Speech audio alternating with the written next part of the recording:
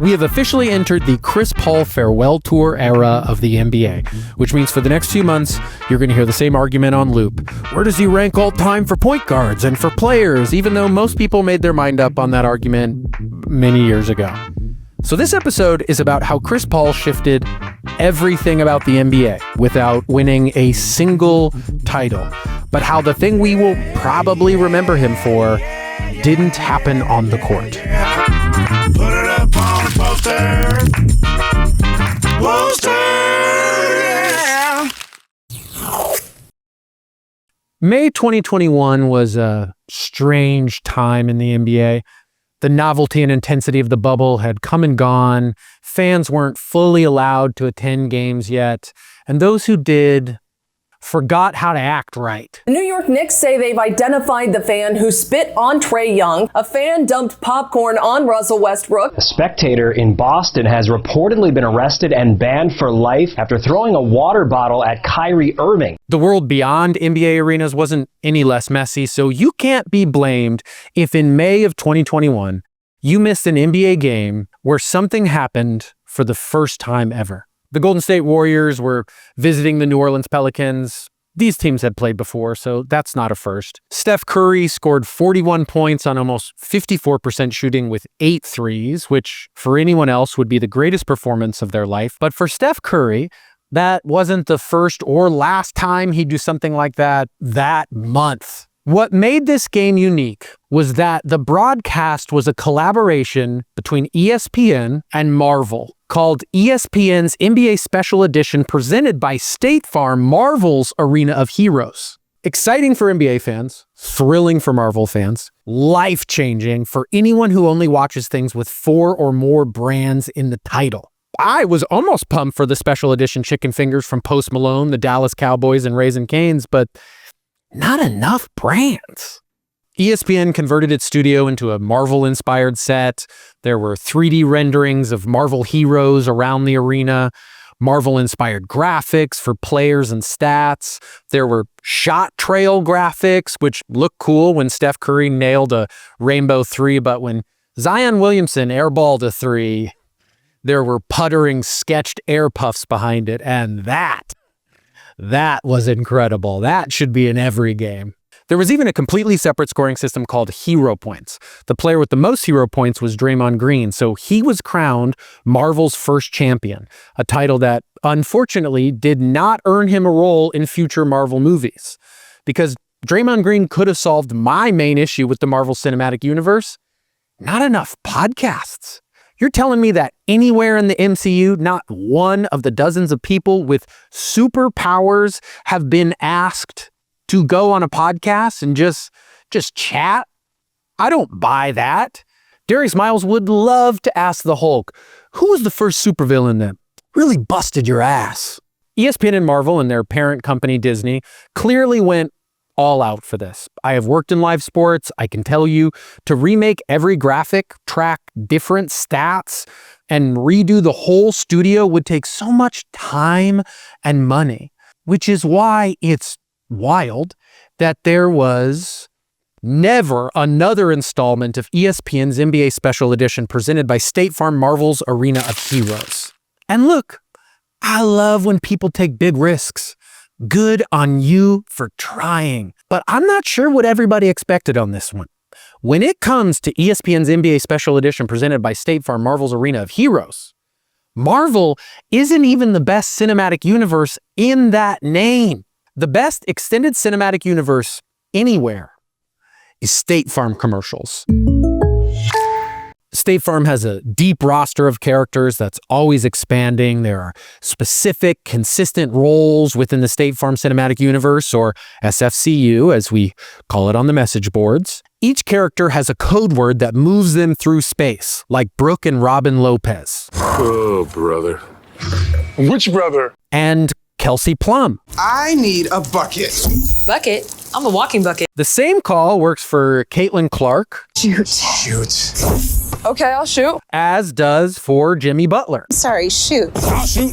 Where's the hoop? They don't have one. The State Farm universe has a lot of basketball players, but it's not just basketball players. Are you joking?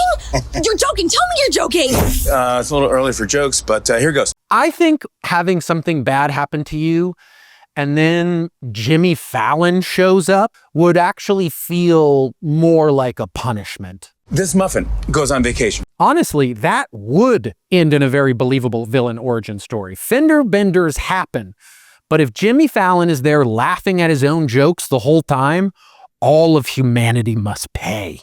State Farm has exciting storylines, like the attack of the army of clones that were made to look like State Farm agents. These bots don't have the compassion of a real State Farm agent. I have compassion. Chill,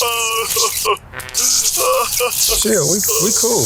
I am so sorry for your automobile. The whole operation is headed by one charismatic leader who has his own character arc, like also dealing with someone pretending to be him. Like a good neighbor. Like a good neighbor. And somewhere in Jake from State Farm's own shady past, he was just someone else. What are you wearing, Jake from State Farm? Khakis. But perhaps, as much as anybody not named Jake, the State Farm Extended Cinematic Universe centers around Chris Paul. Is this the guy? Hey, Chris, how's the move going? A quick primer on Chris Paul's lore in the State Farm Cinematic Universe. He has a secret twin brother. On May 6th, 1985, identical twins were separated at birth. His origin story goes back multiple generations. As the Pauls delved deep into their lineage, they discovered something extraordinary. Chris Paul has also been the target of some of the universe's most vicious attacks, like when his nemesis infiltrated his home and family. You're not my dad. I'm not your dad. Of course I'm your dad's son. If I wasn't your dad, would I be able to do this? He's changed forms at least once. Then suddenly his body turns into a basketball. Come on, this stuff is... Chris? And he's been part of some of the universe's strangest spin-offs. Meet the Hoopers, the all-star family.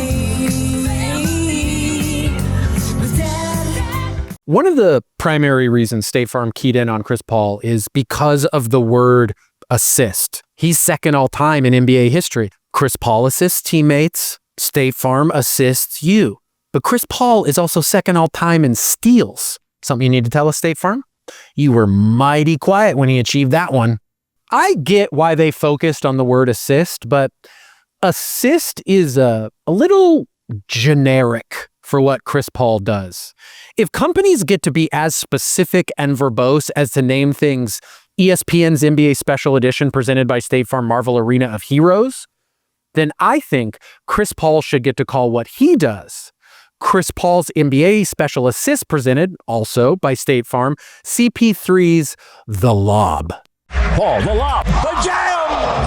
That play is worth more than 2 points. You can track all of Chris Paul's career through lobs, all the way back to the 2003 McDonald's High School All-American game when just 30 seconds in, Paul tossed it to someone who would be a recurring character in the CP3 extended universe. To see his players start off on the defensive end.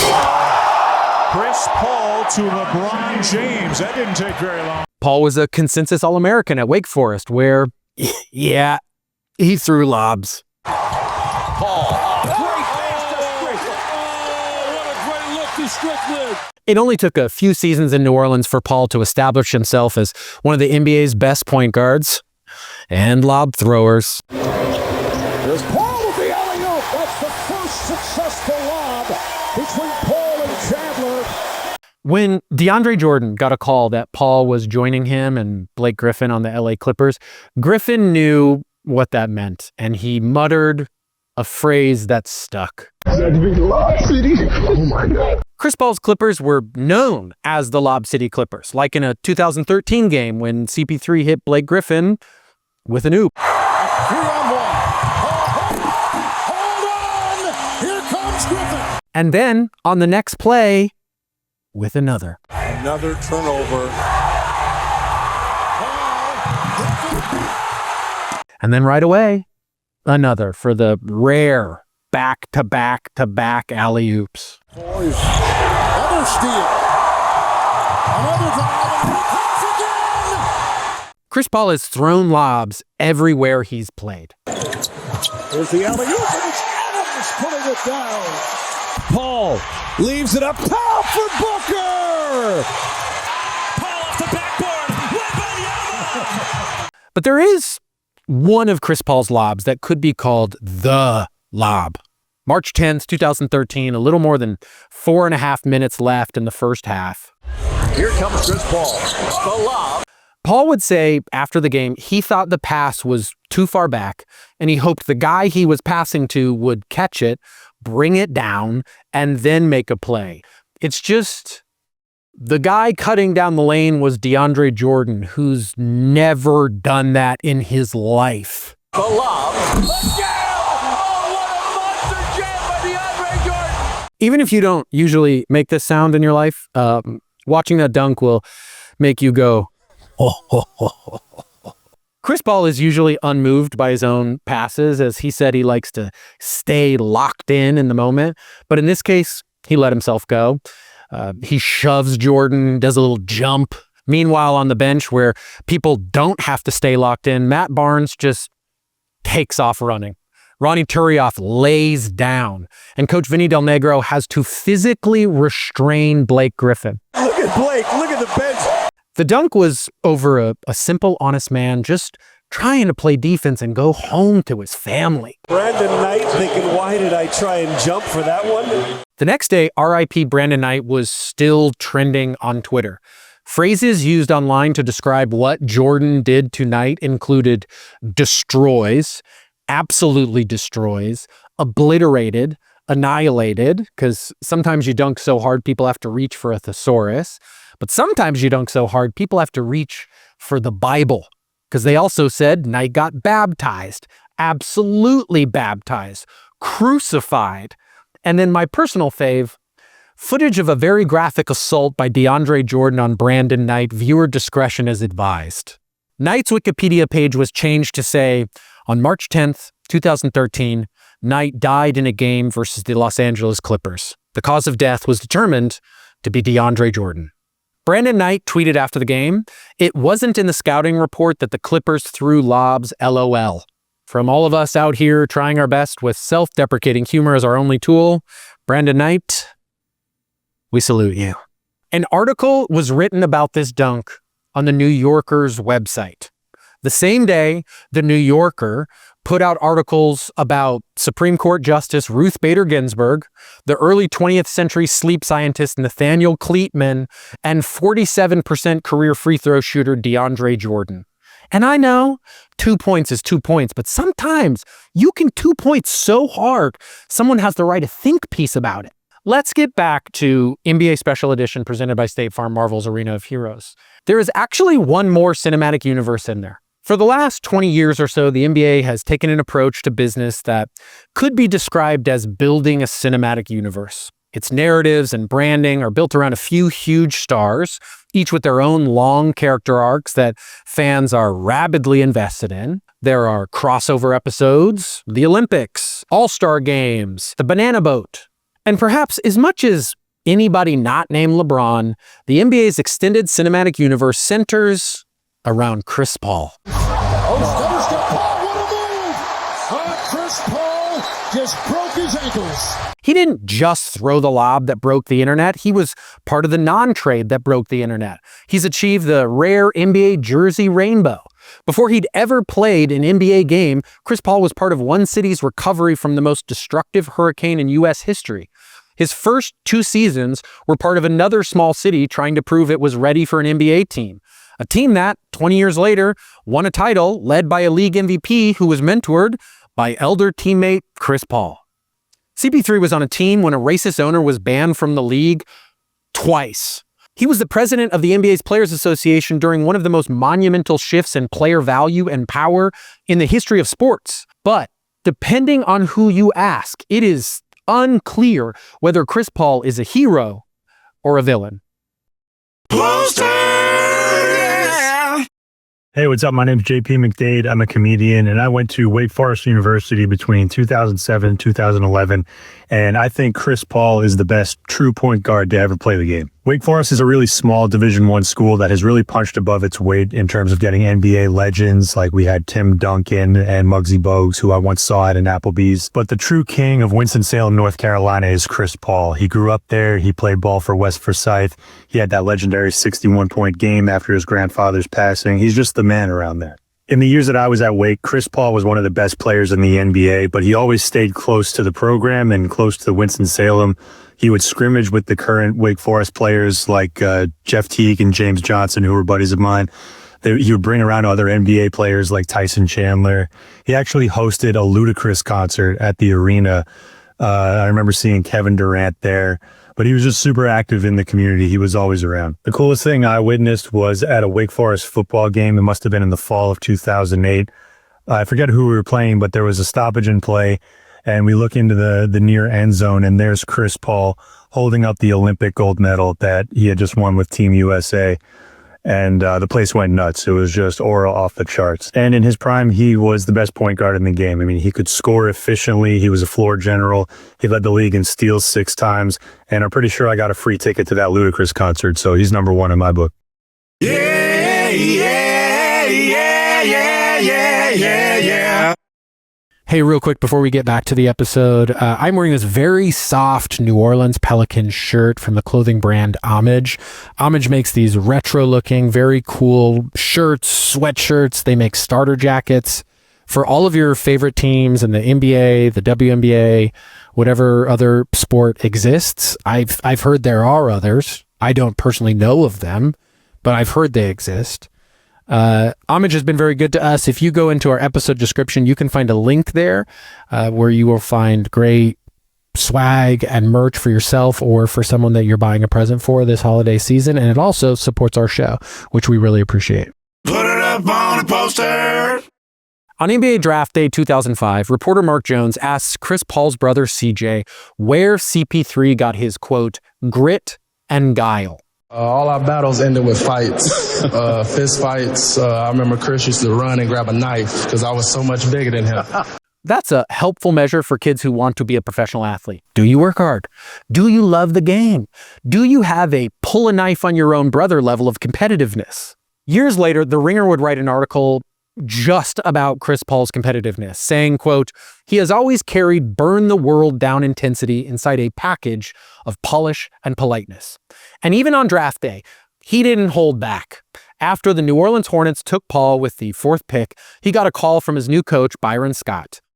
Paul wasted no more than 6 seconds before bringing up how he beat Scott during his draft workout. What's up, coach?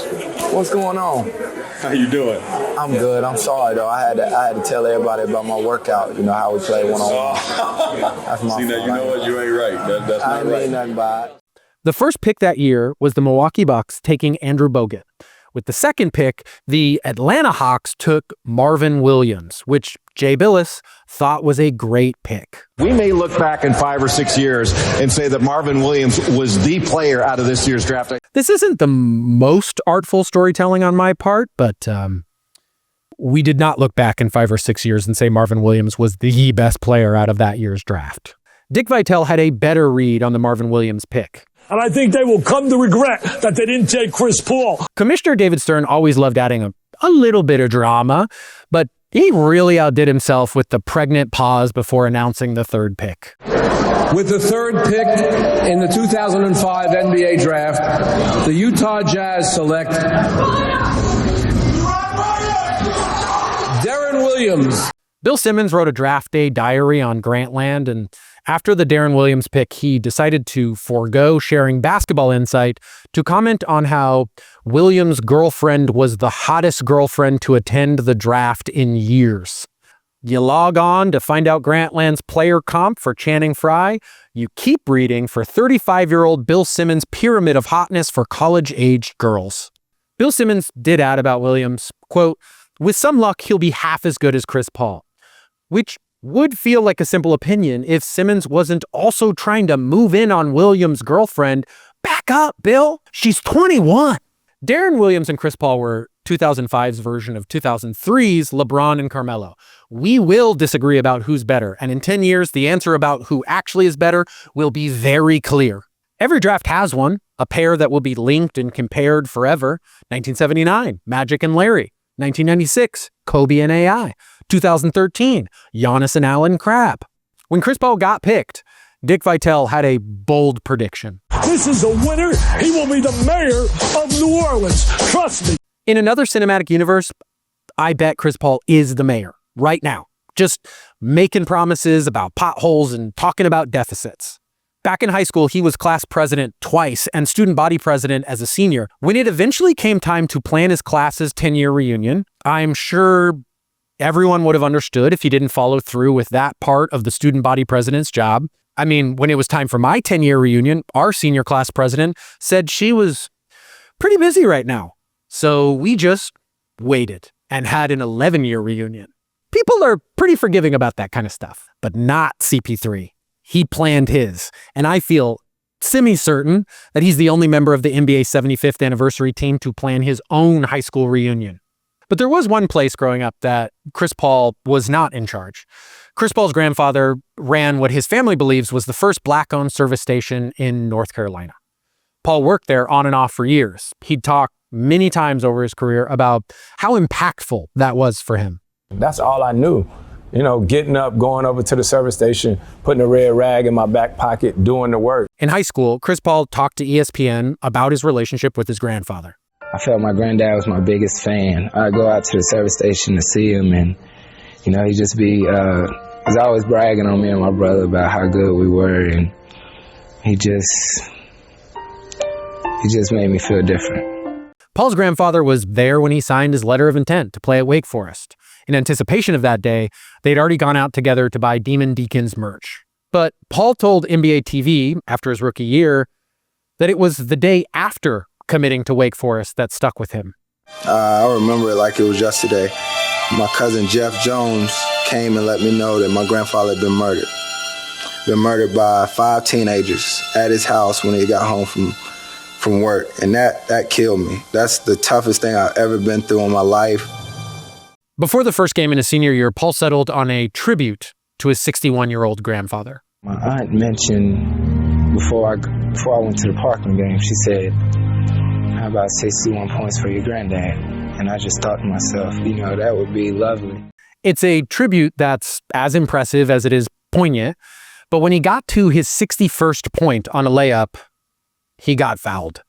I walked to the free throw line, the referee gave me the ball and shot an air ball right out of bounds, and my coach took me out. I just looked at my dad and started crying.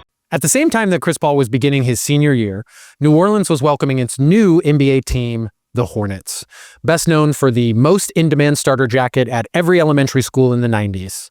Before the team's first game, New Orleans' real mayor led the crowd in a prayer, which, okay, it's a pretty Catholic city. Heavenly Father, we thank you for this event tonight. We thank you for the blessing of bringing NBA basketball back to this city. But he goes on to ask God for some pretty bold things. And we pray 2 things tonight, that they win and beat the Jazz, and secondarily, that you bring an NBA championship here to New Orleans this year.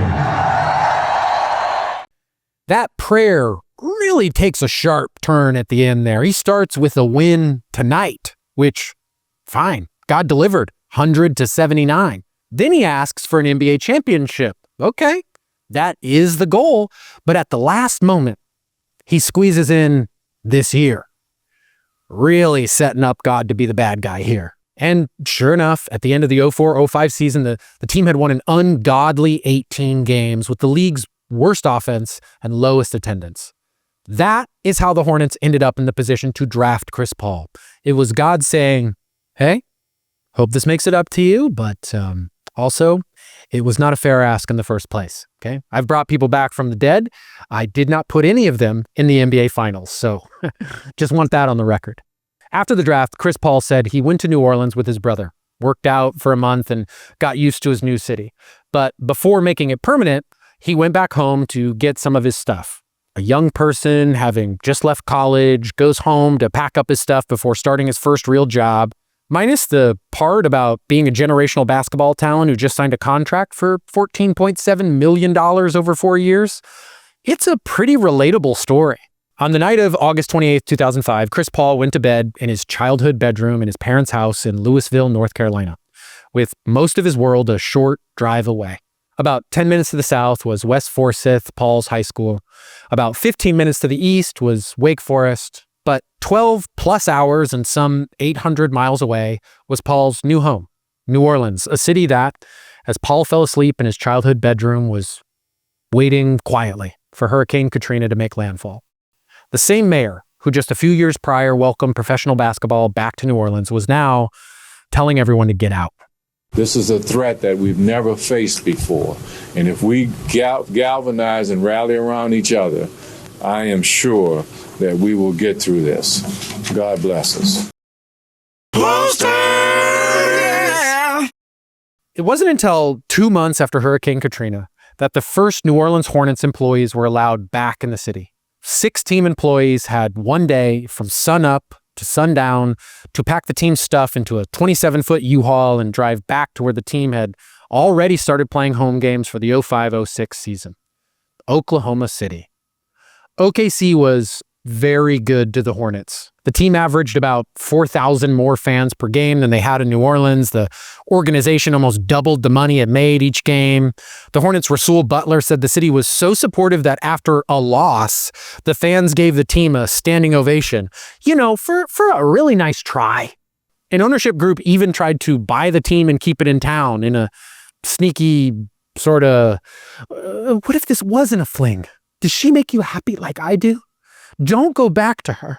But in May of 2006, with New Orleans' population less than half of what it had been just 9 months before, Commissioner Stern awarded the city the 2008 NBA All-Star Game, saying it was the league's, quote, vote of confidence in the progress that is being made in the reopening and rebuilding of New Orleans' tourism infrastructure. Sure enough, when All-Star Game weekend rolled around, the city busted out all the stops, like the Rebirth Brass Band during player intros. And four-time All-Star from the Detroit Pistons, forward Rasheed Wallace.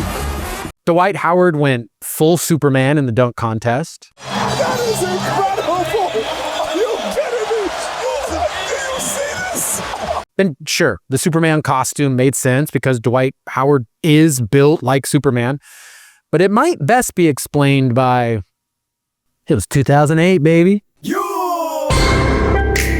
Soldier boy, tell. But part of what made that weekend special was that the Hornets had returned to the city full-time at the beginning of that season.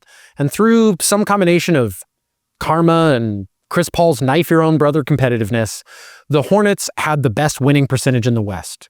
And with about 2:10 left in the first quarter, 2 Hornets checked into the All-Star game. And Chris Paul, who has had an outstanding season for the hometown Hornets, has come on along with that man who just scored, David West. The Hornets finished that season second in the West, and Chris Paul was second in MVP voting, scoring over 21 points a game and leading the league in assists and steals. A case could and was and sometimes continues to be made that he should have won MVP that year. I found one Bleacher Report article that said Kobe Bryant should give the MVP to Paul if he, quote, wants to be a man. Tell me, are you man enough to return an award decided on by random guys who write for local publications? Do you have the cojones to worsen your own resume? The year before Paul was drafted, the Hornets won 18 games. In his third season, the Hornets won 56. For context, that's an even better turnaround than LeBron James had with the Cavs in his first 3 seasons. New Orleans has produced some good basketball players over the years. DJ Augustine, Avery Johnson, Kerry Kittles, Robert Pack all played in high school there. Danny Granger and Greg Monroe played not far away in the suburbs. But New Orleans is not a good professional basketball city, at least not if you define a good professional basketball city as 1, a place where professional basketball teams do well, or 2, a place where everyone doesn't forcefully and without pause say, this is a football town. The New Orleans Buccaneers were part of the ABA when it launched in 1967. The Bucs even played in the first ABA championship, losing in 7 games to the Pittsburgh Pipers. But within 3 years, the team was in such financial trouble that it up and left for Memphis. The New Orleans Pride joined the Women's Professional Basketball League in 1979, but the whole league folded 2 years later. And in 1974, the NBA expanded and brought in the New Orleans Jazz. As New Orleans got ready for the first game in the NBA, the Pistol was wearing number 44 for the Jazz. Pete and all his teammates were wearing the colors of Mardi Gras. Before the decade ended, the team was in money trouble and not drawing crowds, so it moved and became the Utah Jazz, one of the funniest combinations of words in existence. A writer for the Jazz's website explained the origin of the team name, saying, quote, "According to history, team officials chose the name Jazz because of its dictionary definition, collective improvisation. New Orleans, being famous for jazz music, is also said to have played a role in the name." The way you're tossing around dictionary definitions, it sounds like your research was done by a high school senior fresh off a graduation speech, but I'm pretty sure jazz music did a lot of heavy lifting here. I don't think it's also been said to have played a role. No one ever went, let's name the team the Jazz because, of course, of collective improvisation. And someone else went, well, that also works on another level because of the music. I hadn't thought of that. So when Chris Paul led the Hornets into the 2008 playoffs, it felt improbable in any number of ways. And I know all this because I was there. I moved to New Orleans in 2007 and would buy tickets, some of the cheapest in the league, towards the bottom of the top level, slightly to the left of the Hornets hoop. The perfect place to revel in how every time Chris Paul would score, the arena would play Ric Flair's Woo. Paul led those playoffs in assists and steals and upped his scoring average to 24 points a game. All the more chances to hear Ric Flair. In the first round, the Hornets beat the Mavericks easily, 4-1, and the vibes couldn't have been better. After every win, you'd walk out of the arena to find a brass band playing in the street. The next series against the reigning NBA champion Spurs started with Chris Paul at his most dominant. Paul, yes. So Chris Paul hits two big buckets down the stretch and then a look in the direction of Bruce Bowen. Paul led all players in the series in assists, steals, and points. And I could tell you, so many woos. It was a thrilling series. The home team won each of the first 6 games.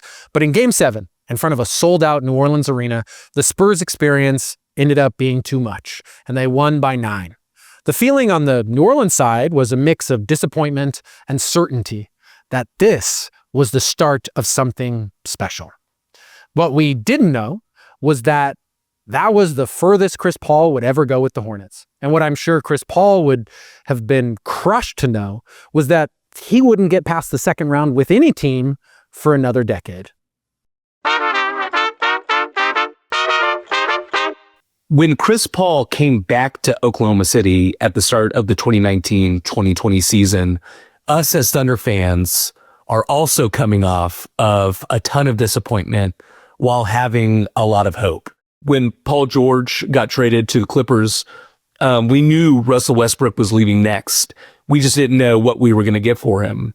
And when it was announced that we were trading Russ to Houston for 2 first-round picks and Chris Paul, I was more excited for the 2 first-round picks.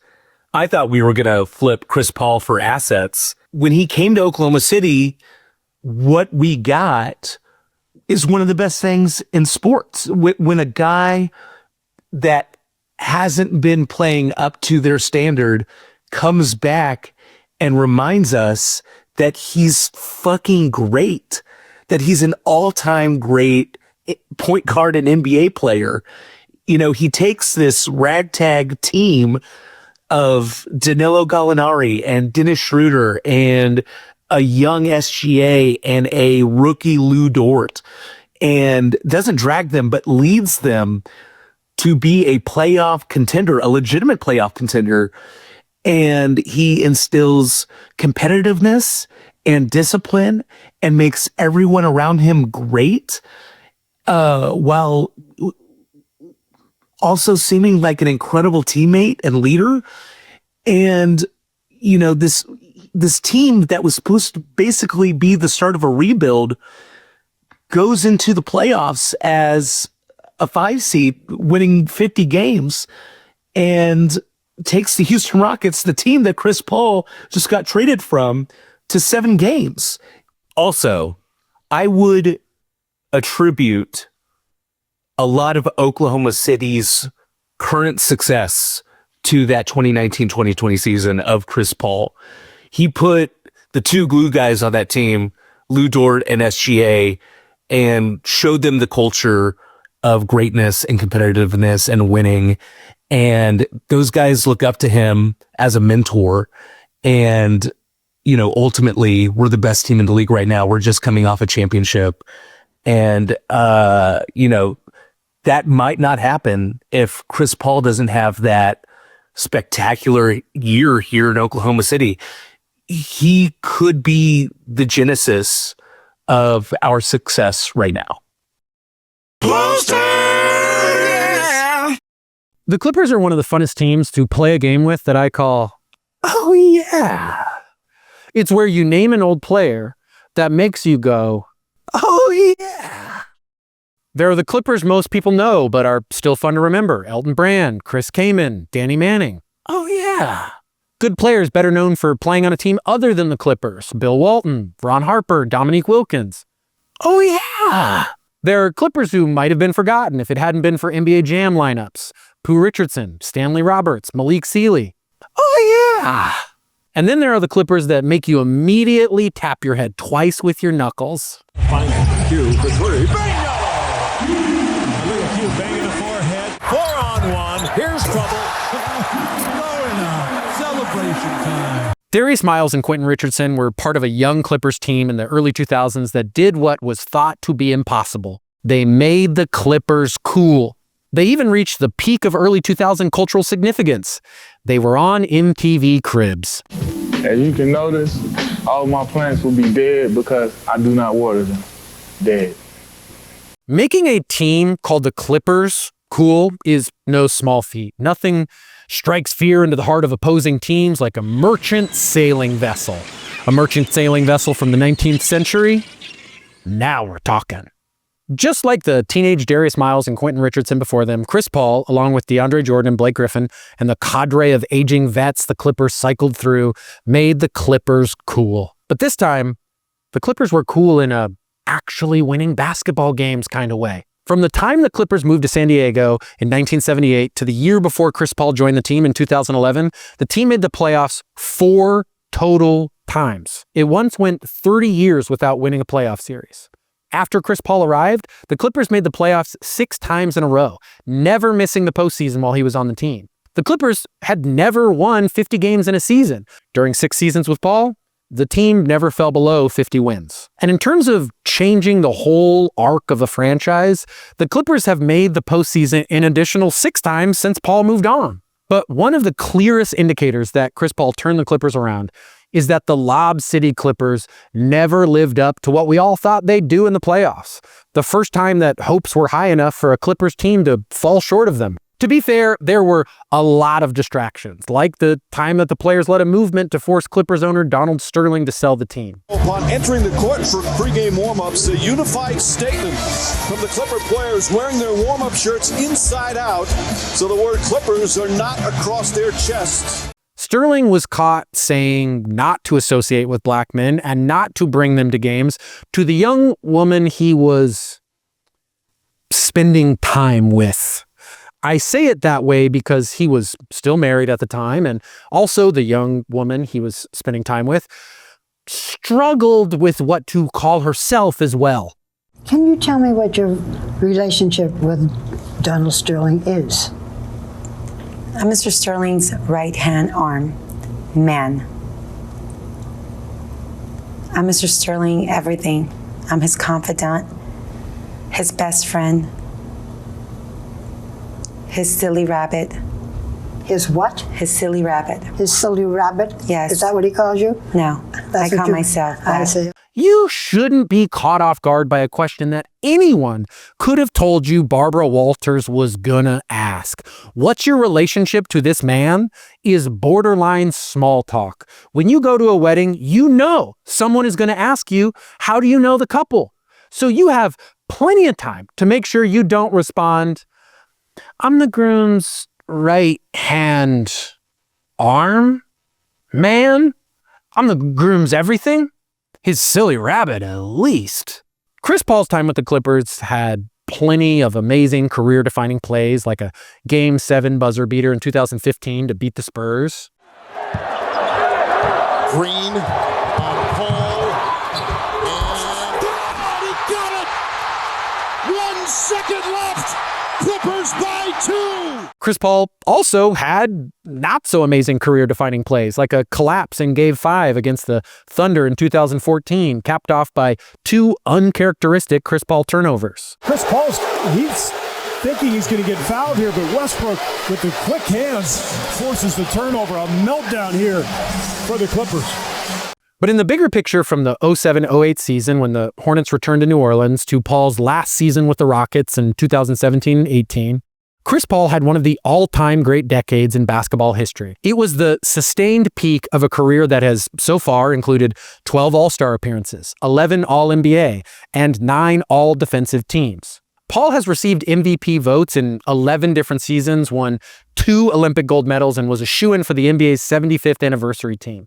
But Chris Paul critics don't take issue with his basketball skills. They usually take issue with his on-court acting skills, which are sometimes so bad he'd get cut from a State Farm commercial. And Jason Thompson has it.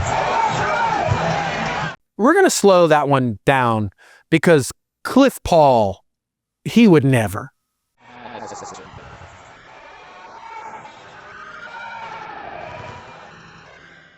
If you're listening to the audio only, just to imagine a huge man going about his business, and then suddenly someone in a level 1 improv class tries to pantomime a meteor hitting the earth.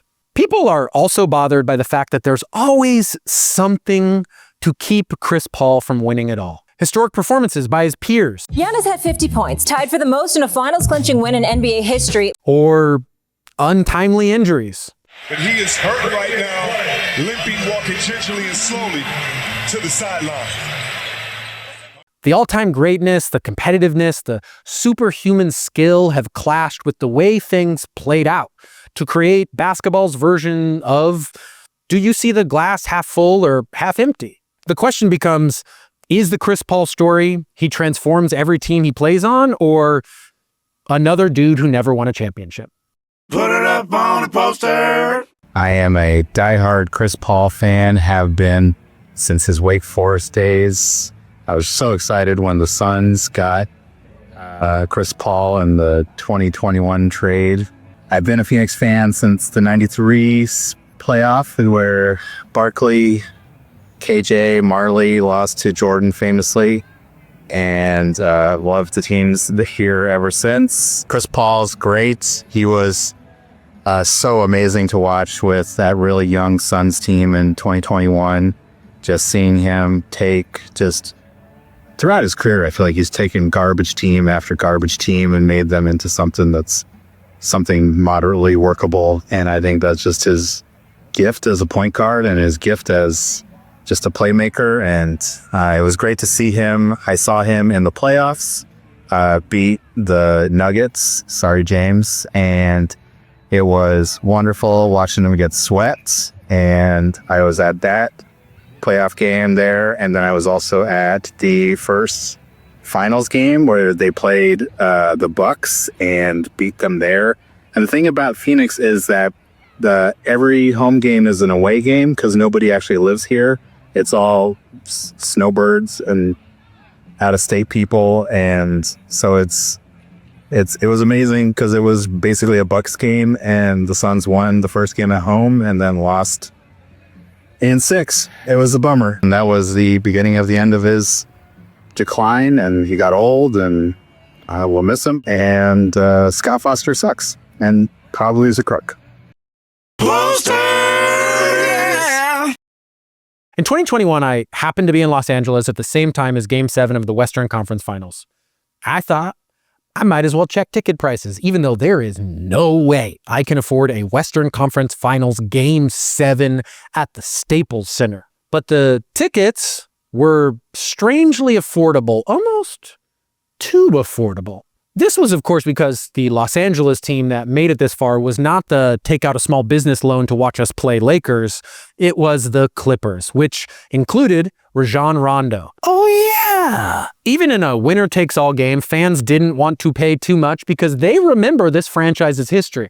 They deserve PTSD, a post-traumatic stress discount. Remember, this was 2021. Fans were mostly allowed into the arena, but most of us at the Staples Center didn't know how to act, simply because we were about to witness Chris Paul make the NBA Finals with the other team. I paid $120 for a ticket to the most high-stakes game I've ever seen and got a free Clippers t-shirt. Thank you, Steve Ballmer.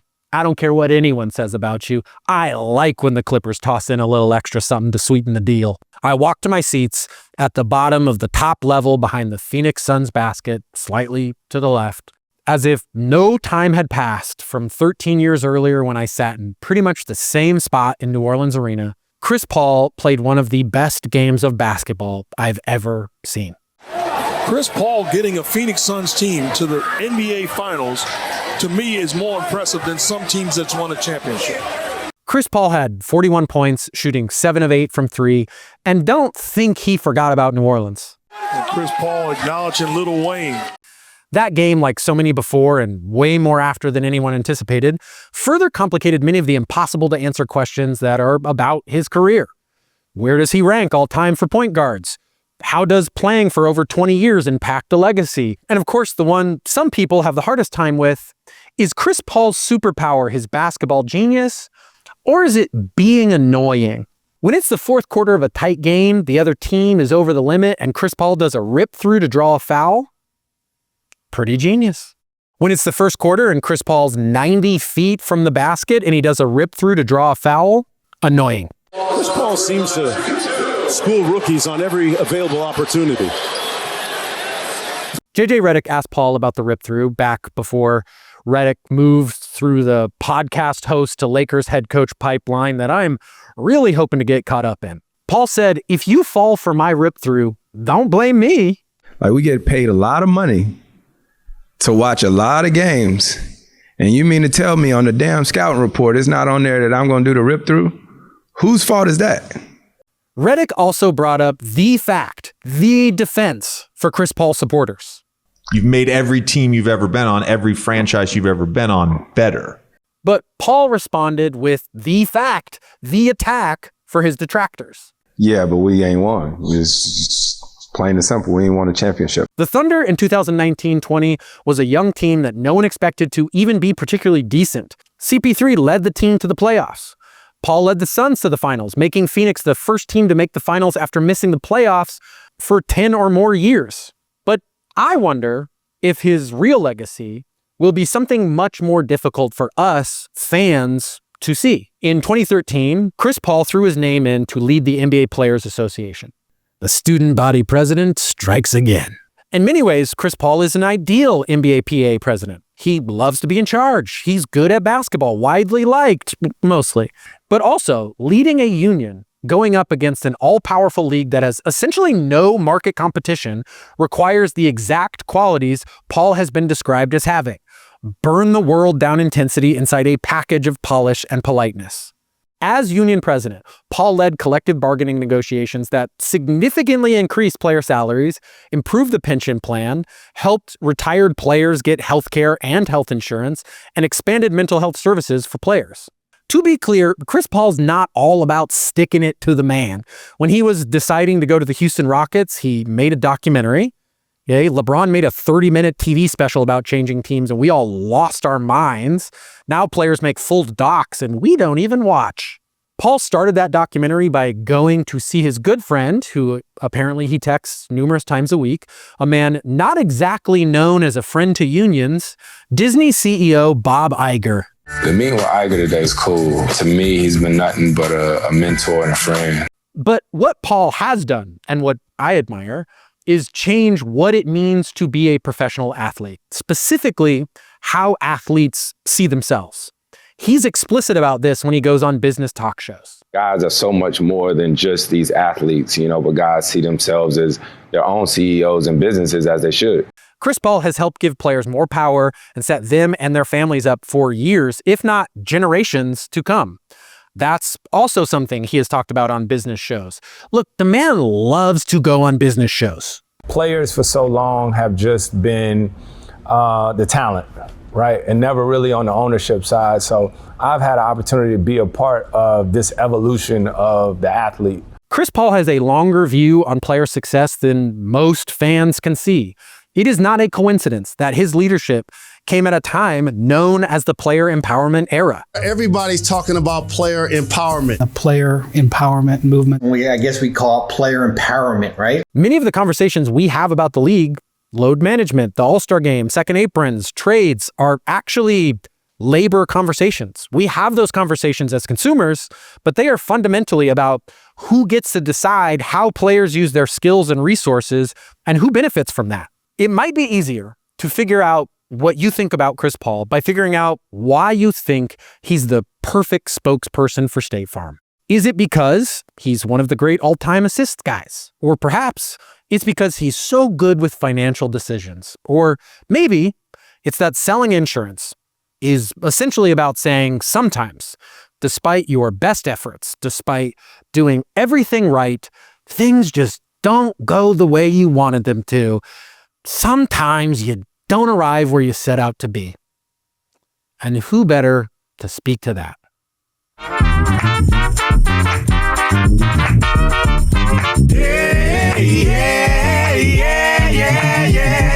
Yeah.